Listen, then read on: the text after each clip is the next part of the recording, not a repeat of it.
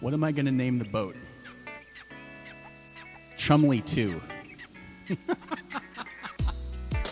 I think that's just silly and fitting enough. We're going to be like, Chumley?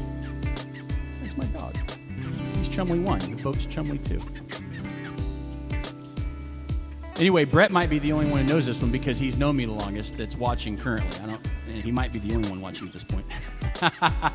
But that's okay. I didn't make it public. This is a private event, so whoever's over at Joe's hanging out, then he can tell you. But there was a time back in the day, I'm thinking 96, 97, 97, I believe, we took a road trip out to Abilene. That was a bit dicey. And we played out at a place called Raven's Lost Highway. How I still remember that, I have no idea. But we got there, and we thought we were cool. And we show up at like 6, we roll into town. And we're expecting to play at like 9 o'clock. And we go up to the club to set up. And guy's like, okay, we got you down at a hotel across the street, and that's going to be great. And you guys when are y'all going to start? And I was like, no, we'll be back at like 10. 10? Well, hell, we closed at 11. I'm like, close at 11? I don't think I understand. What are you talking about? Well, it's dry around here, son. Last call was at 11:45. I'm like, oh. So when are we supposed to start playing? He's like, you guys got about 45 minutes. And I was thinking y'all were going to be on. And I'm like, oh, good Lord. So Brett can remember this, I'm sure, but we all made a mad dash to the liquor store because we found out the liquor store closed early too because we were in the middle of Abilene and had no idea that that was the case because we've been playing in Dallas-Fort Worth for all these years and didn't even think about it and thought we were going to party it up until 2 in the morning because it was going to be a killer night and it was going to be great. Nope. So we barely made it to the liquor store. I think we walked out with about 10 bottles of Jack Daniels and at least 5 bottles of Jaeger, and there was only about 6 of us. I don't know, I might be exaggerating, but it felt like that was that much because there was a lot of alcohol drank that night. And then when we got to the bar and started playing, I think we were already about half lit. And there was a guy that was up in the front, and he was this big old dude. I mean, monstrous dude. Easy lettuce, that's right. Easy lettuce and a little ham slicing. There was this big old dude, and he was in the front row, and he was like a regular at Raven's Lost Highway. And his name was Larry. And his last name was Gary. LarryGary. That's who this was. And LarryGary was a hoot because he kept throwing money and let's do some shots. And well, it turned out because the band was there that night and they had brought us all the way in from Dallas-Fort Worth just to make a special trip. I do believe it was dollar schnapps night. And I'm pretty sure that root beer schnapps was the flavor of choice. And I'm pretty sure that we all threw about $20 down to the bartender and just said, keep them coming. I'm pretty sure. I get a little foggy after about 11, and the bar closed at 11:45. Needless to say,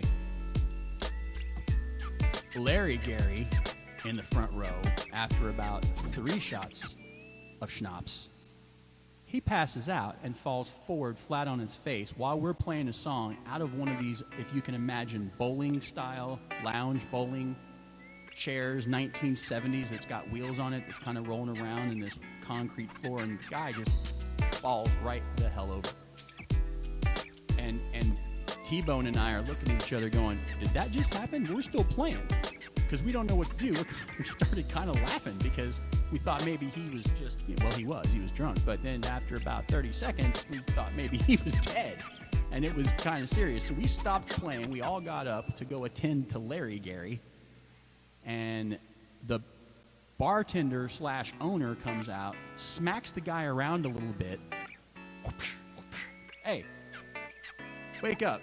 We got shots to do. And the guy like snaps out of it, gets back in his chair and starts laughing hysterically.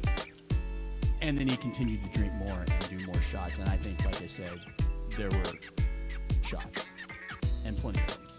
And it was disgusting because it's root beer schnapps and no one drinks that shit unless you're in Abilene, playing at 11:45, getting ready to close, and you got nothing else better to do. Anyway, the man, myth, legend of LarryGary has just been told. And we got a little easy lettuce and ham slicing that Brett and I have some very tragic memories of.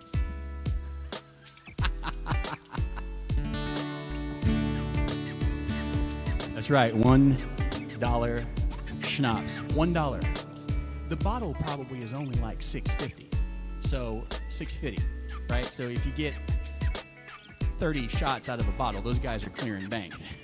That's right, $1.45 for the win. It was funny because our band name, that's actually the most ironic thing, is at the time when T-Bone and I were playing together, we were playing as an acoustic duet known as Last Call.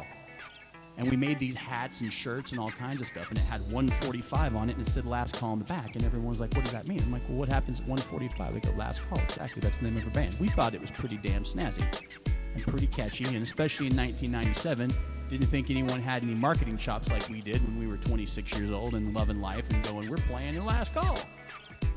Yeah, well, so there was like 8 other bands in Dallas-Fort Worth named Last Call, and when you did a search, even on the internet back then, there was like 97 bands named Last Call. So we stopped calling ourselves Last Call and just said, you know what, to hell with it. We'll just be 145. 145 works out better. But it didn't work out so well when we were in Abilene because Last Call was at 11:45. I think I remember later that someone had one of our shirts and they had written an extra 1 in front of the 145 to remind us of Abilene.